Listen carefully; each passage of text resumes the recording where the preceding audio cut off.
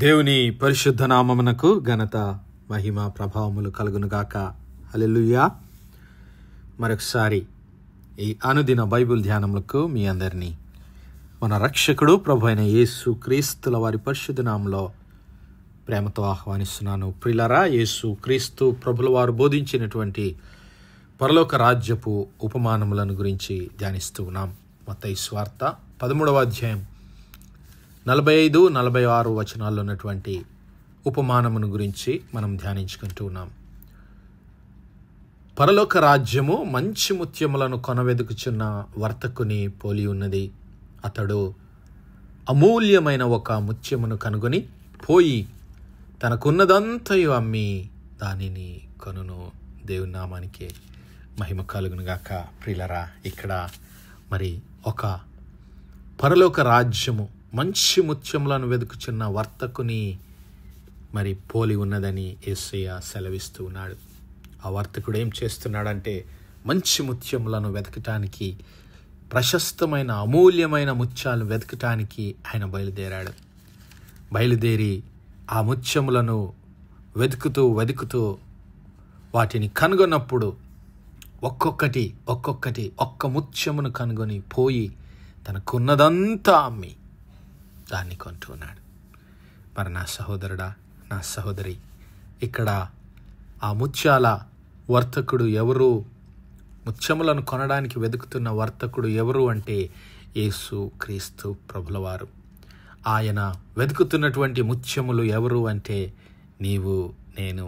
ఇదిగో మన అపరాధముల చేత, మన పాపముల చేత మనము చచ్చి పడిన వారమై ఉన్నప్పుడు సైతము మనలను ప్రేమించి ఆ క్రీస్తు ప్రభులవారు మనలను వెతికి రక్షించటానికి ఆయన మరి తన పరలోక మహిమను విడిచిపెట్టి తన పరిశుద్ధ రక్తాన్ని చిందించి కలువరి శిలువలో తన ప్రాణాన్ని అర్పించి మనలను తన తండ్రి అయిన దేవునికి ఒక అమూల్యమైన ప్రజలముగా, మరి రాజులైన యాజక సమూహముగా, ప్రశస్తమైనటువంటి జనాంగముగా,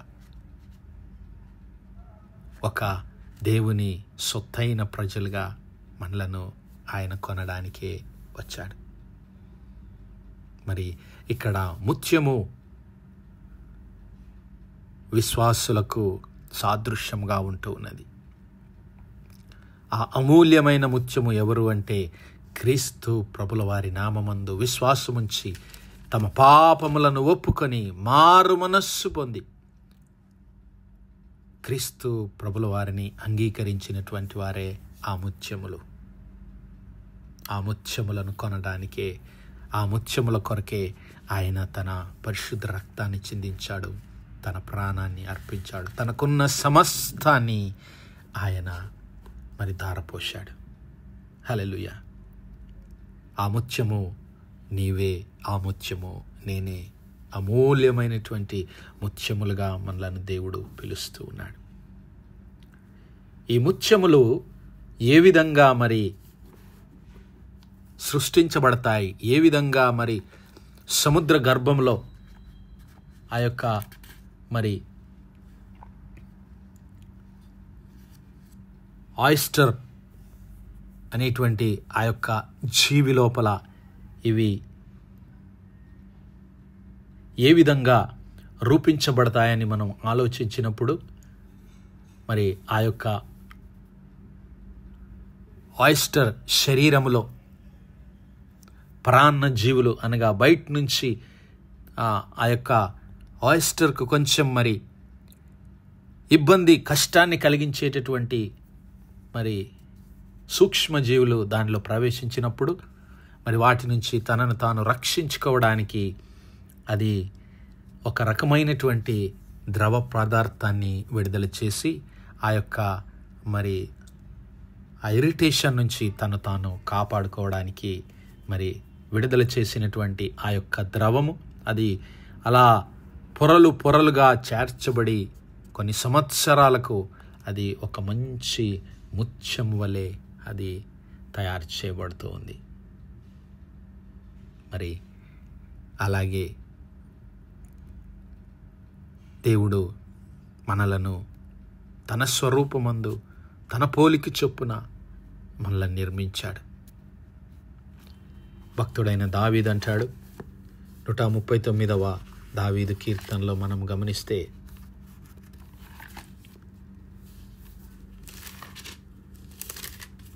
ఆయన 139వ దావీదు కీర్తన 13వ వచనం నుంచి మనం ఒకసారి గమనిస్తే, నా అంతరింద్రియములను నీవే కలుగజేసితివి, నా తల్లి గర్భమందు నన్ను నిర్మించిన వాడవు నీవే.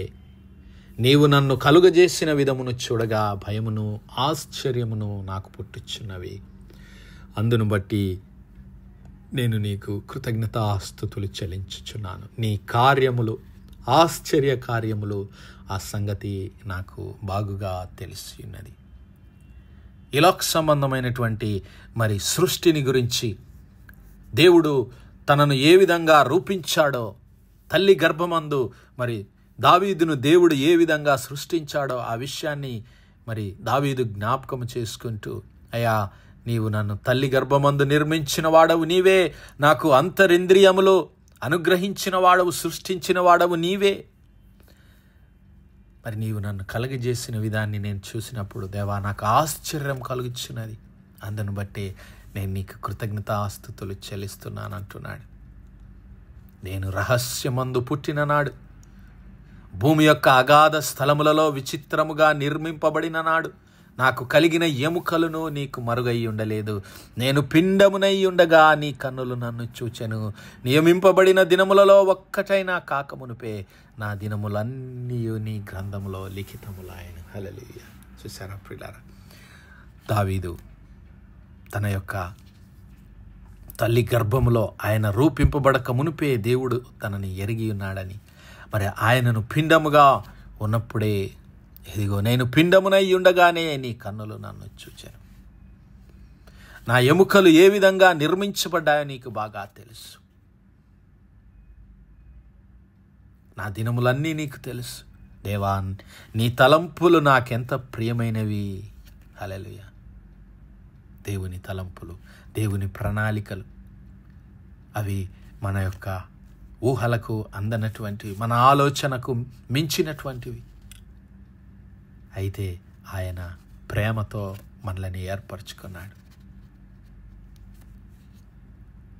అలా ఏర్పరచుకున్నటువంటి మనము మరి ఆయనకు విరోధముగా జీవించినప్పుడు, ఆయనపై తిరుగుబాటు చేసినప్పుడు, మరి మురికిలో పాప కూపములో మనము మరి జీవిస్తూ ఉన్నప్పుడు సైతము ఆయన మనలను ప్రేమించాడు. మనలను ప్రేమించి ఆ ముత్యాల వర్తకునిగా తన కుమారుడైన క్రీస్తు ప్రభుల వారిని నీ కొరకు నా కొరకు మనలను వెతకటానికి, మనలను మరి తన కొరకు సంపాదించడానికి దేవుడే ఈ లోకమునికి పంపించాడు. ఆయనను దేవుడు లోకమును ఎంతో ప్రేమించెను కాగా ఆయన తన అద్వితీయ కుమారునిగా పుట్టిన యేసు క్రీస్తు ప్రభుల వారి యందు విశ్వాసముంచు ప్రతివాడు నశింపక నిత్య జీవం పొందినట్లు దేవుడు ఆయనను అనుగ్రహించాడు. అనగా తన సమస్తాన్ని వెచ్చించడానికి, తన ప్రాణమును అర్పించడానికి క్రీస్తు ప్రభుల వారు ఈ లోక రక్షకుడిగా వచ్చాడు. ఆ ముత్యములుగా మరి మనలను మార్చడానికి,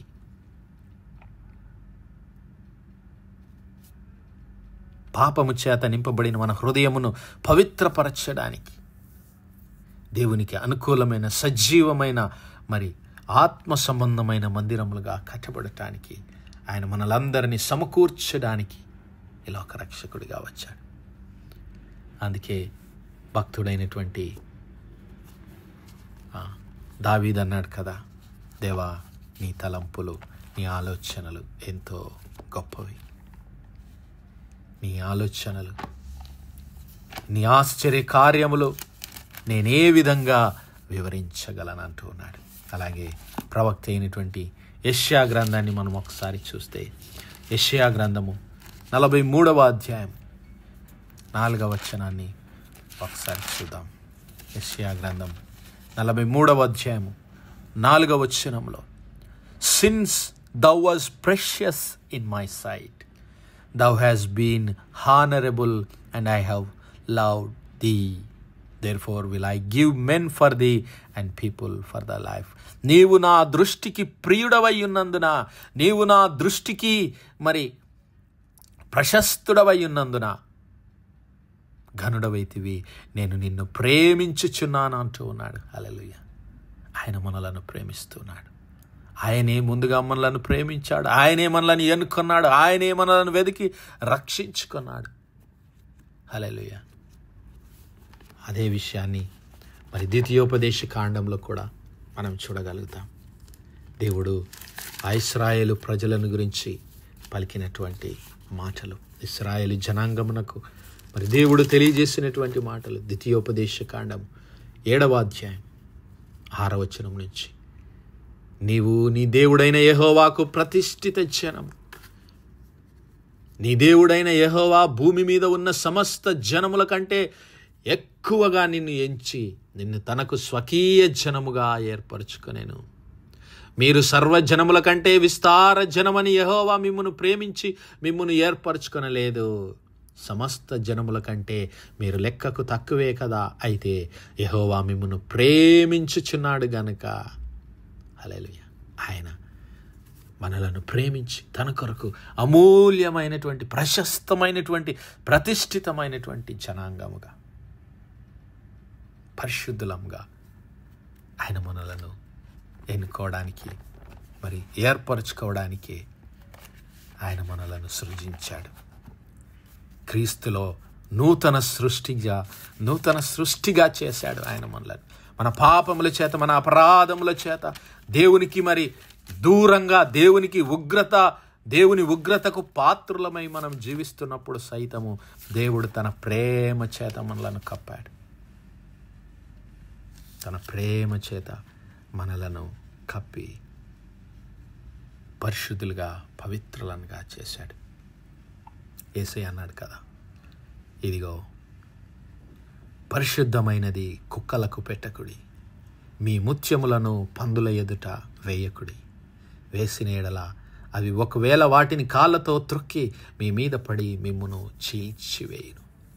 ఇక్కడ ముత్యములను పరిశుద్ధతతో యేసుక్రీస్తు ప్రభుల వారు పోలుస్తూ ఉన్నాడు.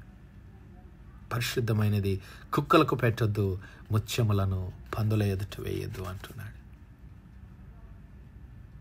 పందులకు పరిశుద్ధత గురించి తెలియదు. అవి మురికిలో జీవించేటటువంటివి. అలాగే పాపములో జీవించేటటువంటి మనుష్యులు దేవుని పరిశుద్ధతను గ్రహించలేరు. ఈ లోకంలో ఉన్నదంతా మరి పాపమే. నీవు నేను క్రీస్తు ప్రభుల వారి పరిశుద్ధ రక్తం చేత కడగబడినటువంటి ముత్యములు కాబట్టి పరిశుద్ధులుగా జీవిద్దాం. దేవుని కొరకు మరి మహిమగల సాధనాలుగా, పవిత్రులముగా, పరిశుద్ధులముగా, దేవుని సజీవమైన మందిరాలుగా ఈ లోకంలో జీవిద్దాం. అతి కృప, అతి ధన్యత దేవుడు మనందరి జీవితాల్లో దయచేయను గాక. ఆమేన్, ఆమేన్, ఆమేన్. ప్రార్థించుకుందాం. హల్లెలూయా, హల్లెలూయా, హల్లెలూయా, హల్లెలూయా. స్తోత్రము, స్తోత్రము, స్తోత్రము, స్తోత్రము, స్తోత్రములు తండ్రి. అత్యంత కృపాభరితుడవు, అత్యున్నత సింహాసనంపై ఆసీనుడవైన మా ప్రియ పరలోకపు తండ్రి, ఇచ్చం కలిగిన మా దేవ, సైన్యములకు అధిపతి వాగు మా యెహోవా తండ్రి, కృపా కనికరములు గల మా ప్రభా, సూర్యోదయం మొదలుకు నింతు మటుకు మా తండ్రి మీ చాలా రెక్కల నీడని భద్రపరిచి అయ్యా మరొకసారి మీ ప్రియ కుమారుడు మా ప్రభు అయిన యేసు క్రీస్తుల వారి పరిశుద్ధ నామములో దేవా మీ కృపా సన్నిధానాలు ప్రార్థించడానికి సజీవ లెక్కలో మమ్మల్ని లెక్కించిన మీ ప్రేమకు వందనాలు, కృతజ్ఞతాస్తుతులు, స్తోత్రాలు, స్తోత్రాలు, స్తోత్రాలయ్యా. దినమెల్లా మీ యొక్క పరిశుద్ధాత్మ సహాయం, నడిపింపు, ఆదరణ, సహవాసాన్ని మాకు అనుగ్రహించిన తండ్రి మీకే స్తుతులు, స్తోత్రాలు చెల్లిస్తున్నాం. అవును మా ప్రభువా, మీ ప్రియ కుమారుడైన యేసు క్రీస్తు ప్రభుల వారి పరిశుద్ధ రక్తము చేత మా హృదయములను, మా తలంపులను శుద్ధీకరించుకొని కడగబడిన ముత్యముల వలె పరిశుద్ధులంగా, పవిత్రులంగా, సజీవమైన దేవుని ఆలయములుగా కట్టబడటానికి మీ కృపా సహాయం మాలో ప్రతి ఒక్కరికి దయచేయమని వేడుకుంటున్నాం. కనికరం గల మా తండ్రి, ఈ వర్తమానాలు వినిచున్న మా ప్రియ బిడ్డల కుటుంబాలన్నిటిని దీవించండి, ఆశీర్వదించండి, మీ కృపలో భద్రపరచండి. అయా దుఃఖంలో ఉన్నటువంటి బిడ్డలను, అయా కృంగి ఉన్నటువంటి బిడ్డలను, వేదనలో ఉన్నటువంటి బిడ్డలను అయా బలపరిచి ధైర్యం అనుగ్రహించి ఆదరణ దయచేయమని వేడుకుంటున్నాం. అలాగే మా ప్రభా, అనారోగ్యంతో ఆసుపత్రి పడకల మీద ఉన్నటువంటి బిడ్డలను యేసయ్యా మీ గాయపడిన హస్తము చేత ముట్టి సంపూర్ణ స్వస్థత, ఆరోగ్యం, బలమును దయచేయమని వేడుకుంటున్నాం. దేవా మా యవ్వన బిడ్డలను మీ యొక్క పరిశుద్ధాత్మ శక్తి చేత నింపి పరిశుద్ధులుగా, పవిత్రులుగా, మీ సాక్షులుగా జీవింపజేయమని యేసయ్య పరిశుద్ధ నామములో అడుగుతున్నాము తండ్రి. Amen, amen, amen. God bless you all. Praise the Lord. Shalom.